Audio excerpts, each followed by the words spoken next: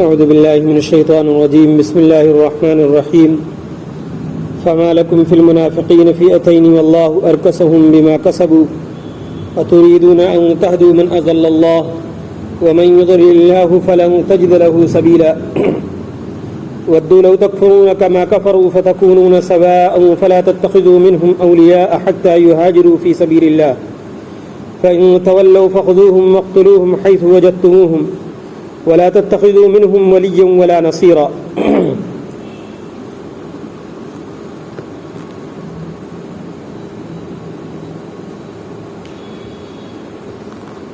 کل جو آیتیں پڑھی گئی تھیں ان میں خاص طور سے دو باتوں کی نصیحت تھی. ایک تو یہ کہ غلط بات میں کسی کی سفارش نہیں کرنی. صحیح اور اچھی بات میں سفارش کریں گے تو اللہ رب العزت اس کی نیکیوں میں حصے دار بنا دے گا. جتنا کرنے والا اجر پائے گا اتنا ہی اجر آپ کی سفارش پر آپ کو بھی ملے گا. لیکن اگر خدا نہ خواستہ کسی برے کام میں سفارش کر دی تو جتنے گناہ اور عذاب کا بوجھ اس کے کاندھوں پر ہوگا اتنا ہی گناہ اور عذاب کا بوجھ آپ کے کاندھوں پر بھی ہوگا.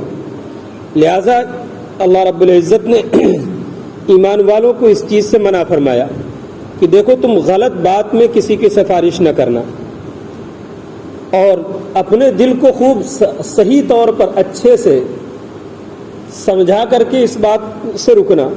یہ نہیں کہ بہانہ بازی تلاش کر لی تو اگر بہانہ بازی تلاش کی تو وکان اللہ علی کل شیء مقیتا. اللہ ہر چیز سے خوب باخبر ہے, خوب اچھی طریقے سے جانتا ہے کہ کیا تمہارے دل میں کیا ہے اور حقیقت کیا ہے. دوسری بات کی یہ نصیحت تھی کہ تم آپس میں ایک دوسرے کو جب سلام کرو تو تم سے اگر کوئی شخص سلام کرے تو اس کا جواب اس سے بہتر طریقے سے دو. اگر ایک مسلمان تم سے سلام کرے تو اس مسلمان کے سلام کا جواب اس سے بہتر طریقے سے دینا ہے. اگر بہتر نہیں دے سکتے کسی وجہ سے تو کم سے کم جتنا اس نے سلام کیا ہے تم سے اتنا جواب ضرور دو. جیسے مثال کے طور پر کسی نے السلام علیکم کہا تو آپ پلٹ کر کے اس کے جواب میں وعلیکم السلام ورحمۃ اللہ, اور اگر اس نے السلام علیکم ورحمۃ اللہ کہا ہے تو آپ وعلیکم السلام ورحمۃ اللہ وبرکاتہ. لیکن اگر کوئی پورا کہہ دے تو پھر پورا ہی کہنا ہے, اس کے آگے نہیں بڑھانا, وبرکاتہ کے آگے نہیں بڑھانا. وہ حدیث کا اور اللہ کے نبی کا حصہ نہیں ہے, وہ بعد کی ایجاد ہے. بعد کی ایجاد میں ہمیں شامل نہیں ہونا. اللہ کے نبی کی جو سنت ہے, اللہ کے نبی کا جو طریقہ ہے وہیں تک رہنا ہے. اور اگر کسی وجہ سے کسی کے سلام کے جواب دینے کا دل نہیں کر رہا ہے تب بھی کم سے کم وعلیکم السلام تو اس کو کہنا ہی ہے. اگر ایسا نہ کیا, کسی مسلمان کے سلام کا جواب نہ دیا تو اللہ رب العزت پکڑ فرمائے گا. اگلی جو آیت ہے اس میں ایمان والوں ہی کو نصیحت بھی ہے اور کچھ اہم باتیں بھی ہیں. اللہ تعالیٰ نے فرمایا فما لکم فی المنافقین فئتین واللہ ارکسہم بما کسبوا. تمہیں کیا ہو گیا ہے کہ تم منافقین کے سلسلے میں دو گروہوں میں بٹ گئے. ایمان والوں کو اللہ تعالیٰ فرما رہا کہ تمہیں کیا ہو گیا ہے کہ تم منافقین کے سلسلے میں دو گروہوں میں بٹ گئے. واللہ ارکسہم بما کسبوا, جبکہ اللہ نے انہیں اوندھے منہ ڈھکیل دیا ہے یا انہیں الٹ دیا ہے بما کسبوا, اس وجہ سے جو انہوں نے اپنے کرتوت کر رکھے ہیں, اپنے کرتوتوں کی بنا پر. اللہ رب العزت نے منافقین کو ان کے کرتوتوں کی بنا پر انہیں الٹ کر رکھ دیا ہے یا اوندھے منہ ڈھکیل دیا ہے کہ انہیں کچھ سمجھ میں نہیں آ رہا.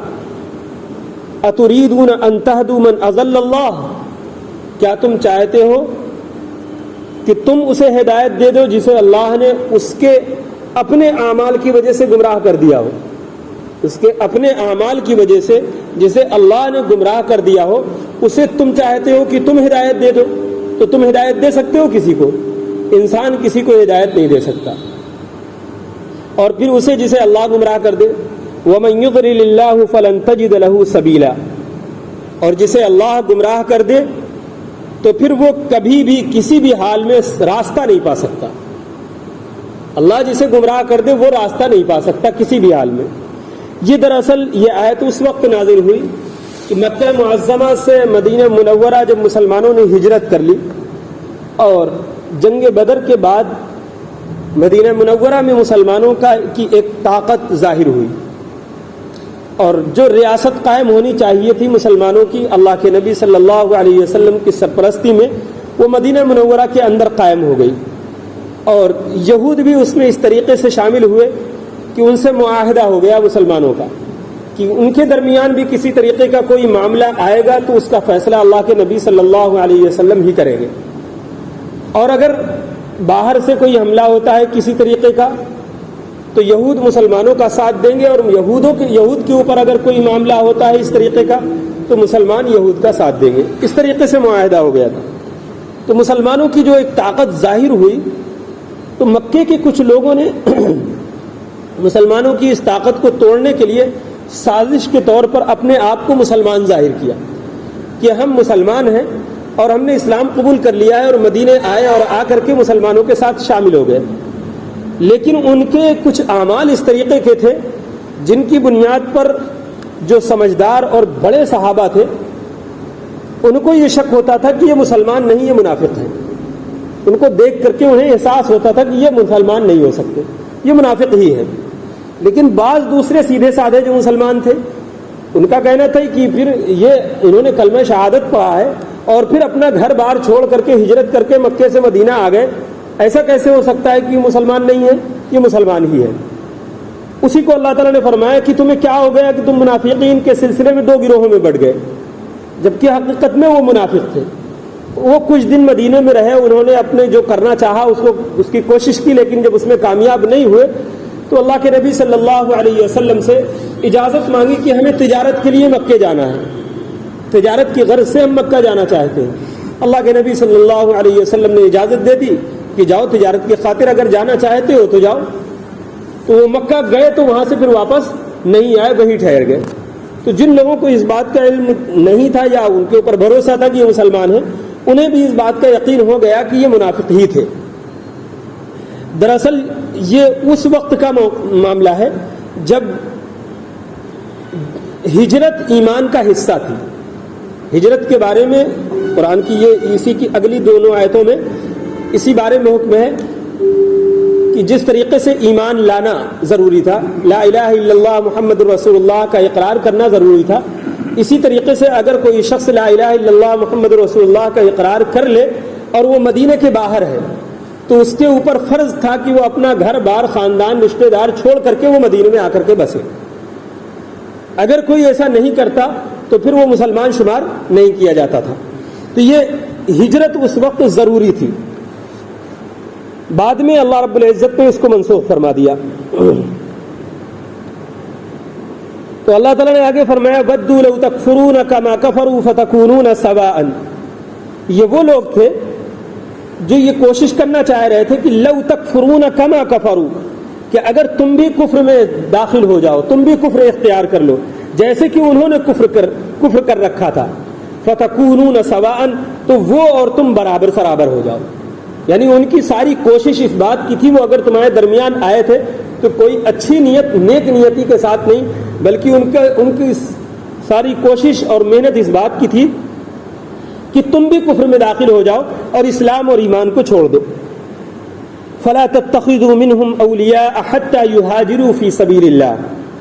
تو ایمان والو تم خوب اچھی طریقے سے سمجھ لو کہ فَلَا تَتَّخِذُوا مِنْهُمْ أَوْلِيَاءَ، ان میں سے تم کسی کو ہرگز دوست مت بنانا، حَتَّى يُهَاجِرُوا فِي سَبِيلِ اللَّهِ، اس وقت تک جب تک کہ وہ اللہ کے راستے میں ہجرت نہ کر لیں. یعنی جب تک وہ ہجرت نہ کر لیں جب تک تم اپنا ان کو دوست مت سمجھنا، وہ منافق ہی ہو سکتے ہیں. تو یہ شرط تھی ایمان کی، اس وقت یہ ایمان کی شرط تھی کہ اگر کوئی مکے میں یا مکے کے علاوہ کسی اور شہر میں، مدینے کے علاوہ کسی اور شہر میں کوئی شخص اسلام قبول کرتا تو اس کے اوپر لازم تھا کہ وہ مدینے کی طرف ہجرت کر کے جائے اور مسلمانوں کے ساتھ رہے، اپنا گھر بار اپنے خاندان رشتہ دار کو چھوڑ دے. تو اگر جو شخص ہجرت نہ کرے تو پھر اس کو مسلمان تسلیم نہیں کیا جاتا تھا. فَإِن تَوَلَّوْا فَخُذُوهُمْ وَاقْتُلُوهُمْ حَيْثُ وَجَدتُّمُوهُمْ، یہ ان کے بارے میں ہے جو واپس چلے گئے ابھی پلٹ کر کے، ان کے بارے میں آیت نازل ہوئی. فَإِن تَوَلَّوْا فَخُذُوهُمْ، اگر وہ پلٹ جائیں، واپس پھر جائیں، فَإِن تَوَلَّوْا یا انکار کریں ہجرت سے، فَخُذُوهُمْ تو تم ان کو پکڑو، وَاقْتُلُوهُمْ حَيْثُ وَجَدتُّمُوهُمْ اور انہیں قتل کر دو جہاں تم پاؤ انہیں. یعنی کہ انہوں نے اسلام اور مسلمانوں سے دھوکے بازی کا کام کیا نا، غداری جس کو کہا جاتا ہے، اور ہر دور میں غداری کی سزا موت ہے. آج بھی غداری کی سزا کیا ہے؟ اگر ہندوستان کا جو قانون ہے اس میں کیا ہے، اگر کسی کی غداری ثابت ہو جائے کہ اس نے ملک کے ساتھ غداری کی ہے تو سزا کیا ہے؟ پھانسی. یہ ہر دور میں، اسلام سے پہلے بھی اسلام کے بعد میں بھی، ہر دور میں ہر ملک کا یہ قانون رہا کہ جو شخص غداری کرتا ہے تو غدار کی سزا قتل ہے، سیدھا سیدھا. اور اسلام نے بھی اس کو باقی رکھا ہے کہ غدار کی سزا صرف ایک ہی ہے، اس کو معاف نہیں کیا جاتا. پھر تو اللہ تعالیٰ نے فرمایا فَإِن تَوَلَّوْا، تو جو پلٹ جائے ہجرت سے یا نہ تسلیم کرے ہجرت کو، فَخُذُوهُمْ تو تم اسے پکڑو، وَاقْتُلُوهُمْ حَيْثُ وَجَدتُّمُوهُمْ تم اسے قتل کر دو جہاں تم اسے پاؤ. وَلَا تَتَّخِذُوا مِنْهُمْ وَلِيًّا وَلَا نَصِيرًا، اور تم ان میں سے کسی کو اپنا دوست اور مددگار نہ سمجھنا. تم نہ تو ان میں سے کسی کو، چاہے وہ اپنے ایمان کی کتنا بڑا دعویٰ کرے، لیکن اگر وہ ہجرت کر کے اگر نہیں آیا ہے تو کبھی بھی تم اس کو اپنا دوست اور اپنا مددگار مت سمجھنا، وہ دھوکے بازی کا کام کرے گا ضرور. تو یہ مدینہ منورہ میں، اور خاص طور سے اسلام کے شروع کے زمانے میں، کہہ لیجئے کہ شروع کے زمانے میں جب ہجرت ایمان کا حصہ تھی، اس وقت کے سلسلے میں یہ آیات نازل ہوئی. اگلی دو آیت انشاءاللہ کل جو پڑھی جائیں گی اس میں اس کی اور مزید تفصیل ہے کہ کس سے قتال کرنا ہے، جنگ کرنا ہے، کس سے نہیں کرنی جنگ.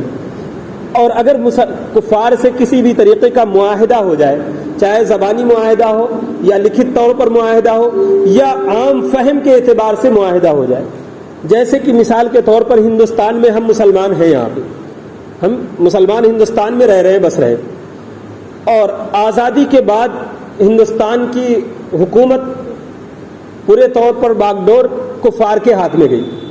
آزادی سے پہلے، انگریزوں سے پہلے مسلمانوں کے ہاتھ میں رہی، اور پھر آزادی کے بعد کس کے ہاتھ میں؟ پورے طور پر کفار کے ہاتھ میں گئی. لیکن یہاں پر مسلمان جو رہ رہا ہے، بس رہا ہے، لکھت طور پر ہندوؤں کا اس سے تو کوئی معاہدہ نہیں ہے. لکھت طور پر کہ کوئی باقاعدہ کوئی لکھا گیا ہو، لکھت طور پر کوئی معاہدہ نہیں. لیکن آزادی کے موقع پر جو لوگ ایک دوسرے کے ساتھ مل کر کے جنگ لڑ رہے تھے، ان کا اس بات پر اتفاق ہوا تھا کہ ہم سب مل کر کے رہیں گے، ہم سب مل کر کے رہیں گے. تو یہ ہندوستان میں مسلمانوں کا، ہمارا اور ہندوؤں کا ایک معاہدہ ہے، یہ معاہدہ ہی کہا جائے گا. یہ ہمارا اور ان کا ایک معاہدہ ہے. اس لیے ہم کھل کر کے ان کے خلاف جنگ نہیں کر سکتے جب تک کہ وہ کھل کر کے ہمارے سامنے دشمن بن کر کے آ نہ جائے. جس دن وہ علل اعلان کھل کر کے ہمارے سامنے آ جائے کہ ہم تمہارے دشمن ہیں، ہم مارے بغیر تم کو نہ چھوڑیں گے، تو پھر اس دن ہمارے لیے ان سے مقابلہ کرنا، جہاد کرنا، جنگ کرنا ہمارے اوپر فرض ہو جائے گا. لیکن جب تک وہ اس معاہدے کو ترک نہیں کرتے، نہیں توڑتے، اس سے پہلے ہماری طرف سے معاہدے کا توڑنا بالکل ہمارے لیے جائز اور درست نہیں ہے. ایک دم بالکل پورے طور پر ہم بالکل بھی نہیں اٹھا سکتے جب تک کہ علل اعلان اس بات کو کہہ نہ دیا جائے کہ اب ہمارا تمہارا کوئی رشتہ ناتا نہیں، سارا معاہدہ، سارے تعلقات ختم، اب تم ہمارے دشمن، ہم تمہارے دشمن. اس دن پھر وہ ختم ہو جائے گا اور وہی چیز لاگو ہو جائے گی. تو اللہ تعالی ہم سب کو سمجھنے کی اور عمل کی توفیق عطا فرمائے. صدق اللہ العظیم.